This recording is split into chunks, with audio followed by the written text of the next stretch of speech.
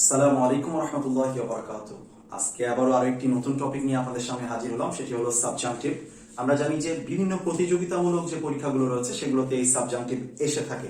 That দিয়ে যদি কোনো বাক্য তৈরি হয় তাহলে সেক্ষেত্রে প্রথম অংশে যে টেন্স হয় তারপরে ওই রিলেটেড আরেকটি টেন্স হয়।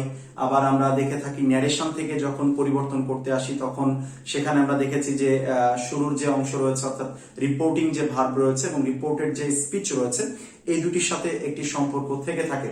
তো আমরা আজকে যে জিনিসটি দেখবো এটি একটু ভিন্ন এবং প্রায় প্রতিটি প্রতিযোগিতামূলক যে পরীক্ষা রয়েছে সে প্রতিটি প্রতিযোগিতামূলক পরীক্ষাতে কিন্তু এই টপিকটি এসে থাকে। তো আমি জাস্ট একটু ছোট্ট করে আপনাদেরকে প্রথমে এই ধারণাটি দিতে চাই, কারণ প্রত্যেকের কাছেই আসলে প্রচলিত সময়ের যে ভালো ভালো বইগুলো আছে সেগুলো প্রত্যেকটাতেই এখন এই টপিকটি রয়েছে। তো সেক্ষেত্রে আমরা মাথায় রাখবো যে এই যে টপিকটি রয়েছে অর্থাৎ সাবজাংটিভ, এর একটি বিশেষ বৈশিষ্ট্য হলো যে সাবজেক্টের পরে একটি ভার্ব আসবে এবং দ্যাট হবে বাক্যের মধ্যে, এবং এরপরে আরো একটি সাবজেক্ট আসবে এবং এই সাবজেক্টের পরের যে ভার্বটি আছে সেটি কেমন হবে এর উপরে আসলে ডিপেন্ড করছে, বা এই পদ্ধতিকেই বলা হচ্ছে সাবজাংটিভ। যেমন আমরা যদি বলি যে আই স হিম বা আই টোল্ড হিম দ্যাট, তাহলে আমাদের মাথায় কিন্তু খুব স্বাভাবিকভাবে চলে আসে যে আই টোল্ড হিম মানে অর্থাৎ বাক্যটি শুরু হয়েছে পাস্ট টেন্স দিয়ে, মানে এর পরবর্তী যে অংশটি রয়েছে সেটি অবশ্যই পাস্ট টেন্সের কাছাকাছি কোনো একটি টেন্সে হবে। তো আজকে আমরা আবারও বলছি যে এই যে টপিকটি রয়েছে টপিকটি একটু ভিন্ন। এখানে আমাদের যে বিষয়টি মাথায় রাখতে হবে সেটি হলো যে এই সেন্টেন্সে নর্মালি যেহেতু দ্যাট দ্বারা যুক্ত থাকবে, বাক্যের মধ্যে সবসময় দ্যাট হবে, খুব স্বাভাবিকভাবে এর প্রথমে একটি সাবজেক্ট থাকবে এবং দ্যাটের পরবর্তী অংশে একটি সাবজেক্ট থাকবে। প্রথম অংশে যে ভার্ব বা নাউন বসবে, অর্থাৎ এখানে আমি যে ভার্ব শব্দটি লিখেছি এই ভার্বের জায়গায় অ্যাডজেক্টিভও বসতে পারে, আবার কিছু নাউন আছে অর্থাৎ যে অ্যাডজেক্টিভ গুলো রয়েছে বা আমরা যে ভার্ব গুলো রয়েছে সেগুলো থেকে যে নাউন গুলো তৈরি হয় সেই নাউন গুলো এখানে বসতে পারে। তো এখানে যদি ওই ভার্ব নাউন অথবা অ্যাডজেক্টিভ যদি বসে তাহলে মাথায় রাখতে হবে যে এখানে যে কোনো টেন্সই হোক না কেন, এখানে পৃথিবীর যে কোনো টেন্সই হোক না কেন, এই দ্যাটের পরে যে সাবজেক্ট হবে এই সাবজেক্টের পরে সব সময় আমাকে মাথায় রাখতে হবে এখানে আমার ভার্বের বেস ফর্ম হবে। বেস ফর্ম অর্থাৎ মাথায় রাখতে হবে বেস ফর্ম মানে কিন্তু ভার্বের এক নাম্বার ফর্ম, অর্থাৎ গো, রান, স্লিপ। যেমন এইখানে সবচেয়ে কনফিউজিং যে বিষয়টি রয়েছে সেটি হলো বি ভার্বের ক্ষেত্রে বা হ্যাভ হ্যাজ হ্যাড যে ভার্বগুলো রয়েছে সেগুলোর ক্ষেত্রে। তো আমরা মাথায় রাখবো যে am is, are, was, were এরকম যতগুলো বি ভার্ব রয়েছে এগুলোর বেস ফর্ম কিন্তু বি। ঠিক একইভাবে যদি আমরা যে ভার্বের তিনটি ফর্ম দেখে থাকি যে প্রেজেন্ট ফর্ম, পাস্ট ফর্ম এবং পাস্ট পার্টিসিপল ফর্ম, এই তিনটি ফর্মের আমরা জানি যে বেস ফর্মটি যেটি রয়েছে অর্থাৎ ভার্বের এক নম্বর ফর্ম যেটি রয়েছে সেটিকে আমরা এই জায়গায় বসাবো। এই যে নিয়ম রয়েছে এই নিয়মটাকে বলা হচ্ছে সাবজাংটিভ। অর্থাৎ আমরা যদি আবারও একটু মনে রাখার জন্য আরেকবার বলি তাহলে সেক্ষেত্রে বলা হচ্ছে সাবজেক্টের পরে কিছু ভার্ব যদি বসে এবং বাক্যের মধ্যে যদি দ্যাট থাকে, বাক্যের মধ্যে যদি দ্যাট থাকে এবং সাবজেক্টের পরে কিছু নির্দিষ্ট ভার্ব বা অ্যাডজেক্টিভ অথবা নাউন যদি বসে থাকে তাহলে সেক্ষেত্রে বলা হচ্ছে পরবর্তী যে সাবজেক্ট আসবে সেটির তোয়াক্কা না করে, অর্থাৎ সাবজেক্টের সাথে কোনরূপ ভার্বের মিল থাকবে না এবং টেন্সের সাথেও কোনরূপ ভার্বের মিল থাকবে না, এবং এইখানে আমরা সরাসরি ভার্বের বেস ফর্ম বসাবো, সরাসরি ভার্বের বেস ফর্ম বসাবো। আর এই পদ্ধতিকেই বলা হচ্ছে সাবজাংটিভ। তো আমি আমার যে স্ক্রিন রয়েছে সেখানে আপনারা দেখতে পাচ্ছেন যে কিছু ভার্ব, কিছু নাউন এবং কিছু অ্যাডজেক্টিভ দেওয়া আছে যেগুলোর উপরে বেসিস করে আসলে আমাদের এই পরবর্তী অংশ যেটি রয়েছে অর্থাৎ দ্যাটের পরবর্তী যে অংশ রয়েছে এই অংশের পরে যে স্ট্রাকচার সেটি বসবে।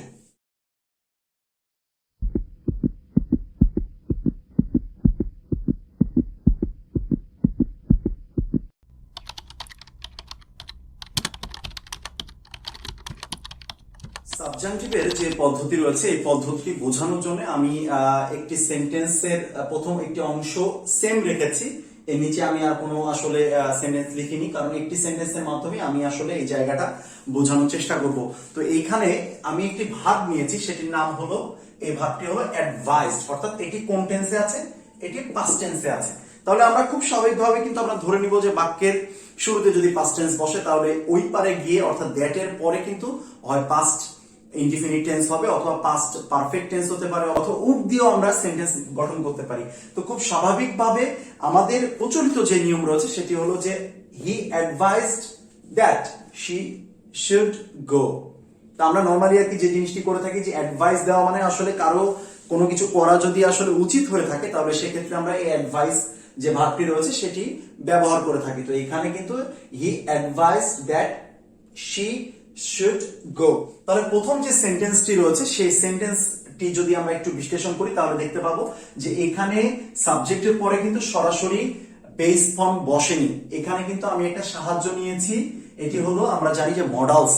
তো এটি হলো প্রচলিত নিয়ম, ফলে এটি সাবজাংটিভ না, এটি সাবজাংটিভ না। 2 নম্বরে যেটি আছে কিন্তু এই সেন্টেন্সটি কিন্তু ঠিক, এই সেন্টেন্সে কোন রকম ভুল নেই। দ্বিতীয় যদি আমরা সেন্টেন্সে যাই, he advised that, he advised that she will go.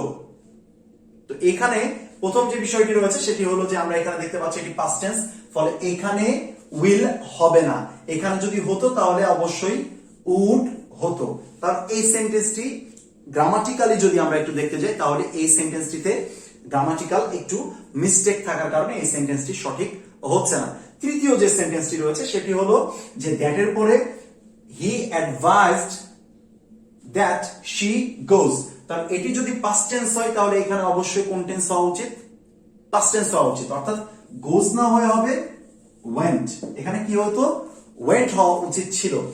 আবার যদি আমরা এটিকে সাবজাংটিভের নিয়মে চিন্তা করি তাহলে শেষের যে সেন্টেন্সটি আছে সেটি হলো হি অ্যাডভাইসড দ্যাট শি, ভার্বের বেস ফর্ম, ভার্বের বেস ফর্ম। এই যে পদ্ধতিটি রয়েছে এই পদ্ধতিকে বলা হচ্ছে সাবজাংটিভ, এই পদ্ধতির নামটিকেই বলা হচ্ছে সাবজাংটিভ। অর্থাৎ আমরা মাথায় রাখবো যে এখানে যে কোনো টেন্স থাকতে পারে, এখানে যে কোনো টেন্স থাকতে পারে। আর আমি যেহেতু আপনাদেরকে শুরুতে দেখিয়ে দিয়েছি যে কোন কোন ভার্বগুলো দ্যাটের পূর্বে থাকলে সেগুলো পরবর্তী যে অংশ রয়েছে সেটিকে সাবজেক্টের পরে ভার্বের বেস ফর্ম বসবে, এবং কোন কোন নাউন গুলো থাকলে এবং কোন কোন অ্যাডজেক্টিভ গুলো থাকলে পরবর্তী দ্যাট যেটি রয়েছে এই দ্যাটের পরবর্তী সাবজেক্টের পরে ভার্বের বেস ফর্ম বসবে, সেগুলো কিন্তু আমি এর আগে আপনাদেরকে দেখিয়ে দিয়েছি। তো খুব স্বাভাবিকভাবে এই যে অ্যাডভাইস যে শব্দটি রয়েছে, অ্যাডভাইস, আস্ক, এরপরে যেমন আছে ডিমান্ড রয়েছে, সাজেস্ট রয়েছে, রিকোয়েস্ট রয়েছে, কমান্ড রয়েছে, এরকম অনেকগুলো শব্দ কিন্তু এখানে রয়েছে। এই শব্দগুলো যদি আমি শুরুতে বসাই, সাবজেক্টের পরে যদি বসাই এবং এর মধ্যে একটি দ্যাট নিয়ে আসি তাহলে সাবজেক্ট যাই আসুক না কেন এরপরে ভার্বের বেস ফর্ম হবে। আমি আপনাদেরকে সহজভাবে বোঝানোর জন্য মাসুদ নিয়ে আমাদের দেশে প্রচলিত একটি খুবই চমৎকার একটি মজার মিমস অনেকে শেয়ার করে থাকে। তো এই মাসুদকে দিয়ে আমি আপনাদেরকে বোঝানোর চেষ্টা করব। আমাদের একটি মজার বিষয় রয়েছে মাসুদকে নিয়ে। আসলে মাসুদ নামটি এখন অনেকটা বলা যায় যে মাসুদ নাম শুনলে মনে হয় যে মাসুদ তুমি কি ভালো হবে না। তো ঠিক একইভাবে যদি আমরা এই জিনিসটিকে একটু চিন্তা করি যে আমাদের যে সড়ক এবং সেতু পরিবহন মন্ত্রী রয়েছেন তিনি সবসময় মাসুদকে বলে থাকেন যে তুমি কি ভালো হবে না। তো তিনি যে পরামর্শ দেন বা তিনি যে আসলে সাজেশন তাকে দেন, তাহলে সেক্ষেত্রে আমরা এই শব্দটিকে নিতে পারি যে হি সাজেস্টেড মাসুদ। তাহলে মাসুদকে তিনি সবসময় কি করেছেন?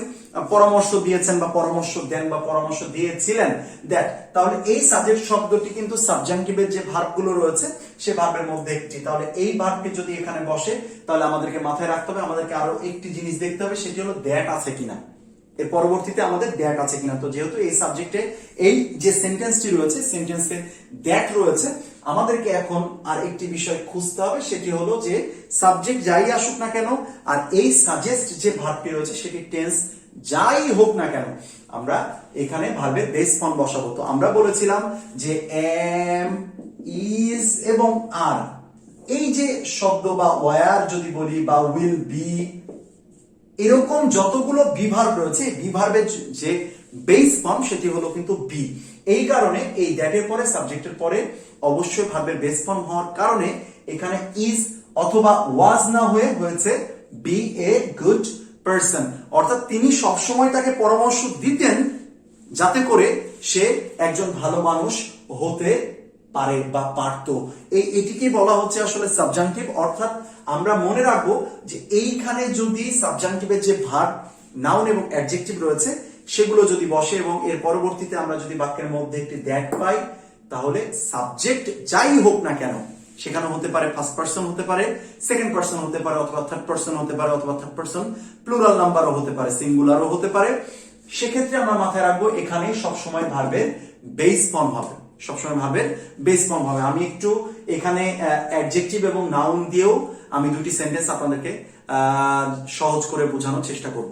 সাবজেক্টিভের যে ভার্বগুলো রয়েছে এগুলো থেকে অনেক সময় অনেক অ্যাডজেক্টিভ এবং নাউন যেগুলো উৎপত্তি লাভ করে, বা আমরা যদি বলি যে এগুলো থেকে যে নাউন বা অ্যাডজেক্টিভ গুলো হয়ে থাকে, সেগুলো থেকেও কিন্তু এই সাবজেক্টিভের নিয়মটি হয়ে থাকে। তো আমরা যদি দেখি যে ইট ইজ আর্জেন্ট, এটি আর্জ যে শব্দটি রয়েছে অর্থাৎ আর্জ যে ভার্বটি রয়েছে, আর্জ থেকে কিন্তু এই আর্জেন্টটি হয়েছে। তাহলে আমরা দেখতে পাচ্ছি আমরা যখন এরকম শব্দগুলো দেখতে পাবো অর্থাৎ ভার্ব, অ্যাডজেক্টিভ অথবা নাউন দেখতে পাবো, তখন আমাদের মাথায় এটি নাউন, আমি একটি ভার্ব পেয়ে গেছি, তাহলে আমাকে দেখতে হবে বাক্যের কোথাও দ্যাট আছে কিনা।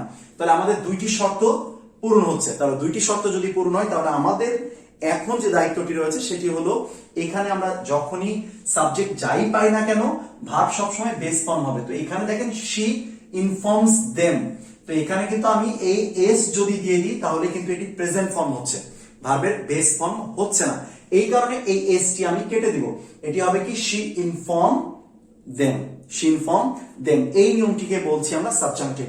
ঠিক একইভাবে যদি আমরা একটি নাউন দিয়ে দেখি, তাহলে সেক্ষেত্রে আমরা বলেছিলাম যে দুইটি শর্ত যখন পূরণ হবে, অর্থাৎ সাবজাংটিভের যে ভার্ব, অ্যাডজেক্টিভ এবং নাউন রয়েছে সেগুলো যখন আমরা পেয়ে যাব, তার পরবর্তীতে আমাকে দেখতে হবে যে ভার্বের কোথাও দ্যাট আছে কিনা। ঠিক একইভাবে তাহলে আমরা দেখতে পাচ্ছি ইট ওয়াজ, এটি কিন্তু পাস্ট টেন্সে আছে, এটি পাস্ট টেন্সে। তাহলে আমাদের মাথায় এখন খুব স্বাভাবিকভাবে যদি আমি এই নিয়মটি না জানি, তাহলে কিন্তু আমার মাথায় শুরুতে আসবে যে দ্যাটের পরে সাবজেক্ট যাই হোক না কেন আমি পাস্ট টেন্সে এটিকে করব। তো এইখানে আমি যে বিষয়টি দেখবো সেটি হলো যে ইট ওয়াজ আ কমান্ড। তাহলে এই যে কমান্ড যে শব্দটি রয়েছে, অর্থাৎ এখানে নাউন হিসেবে বসেছে, এটির একটি ভার্ব রয়েছে, যে ভার্বটি কিন্তু সাবজেক্টিভের একটি ভার্ব।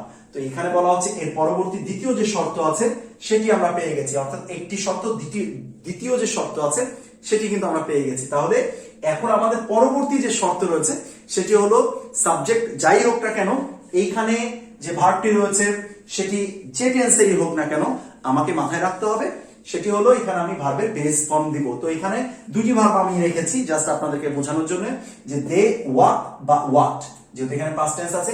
তাহলে আপনি যদি সাবজাংটিভের যে নিয়ম রয়েছে সেটি যদি আপনার কাছে অজানা থাকে, তাহলে কিন্তু আপনি খুব স্বাভাবিকভাবে এখানে they walked in the morning, বা আপনি লিখতেন যে they should walk in the morning, বা they would walk in the morning.